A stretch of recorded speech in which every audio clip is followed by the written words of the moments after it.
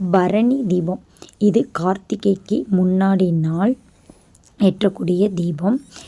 இது நம்ம எதுக்கு ஏற்றோம்னா, நாம் இத்தனை வருடங்களாக புழு பூச்சிகள் ஏதோ ஒன்று நம்மளையே அறியாமல் ஏதாச்சும் தவறு செஞ்சுருந்தோம்னா அதிலிருந்து ஒரு மன்னிப்பு விடுதலை கேட்குற மாதிரியான ஒரு இது செய்கிறதுக்கு உண்டான விஷயம்.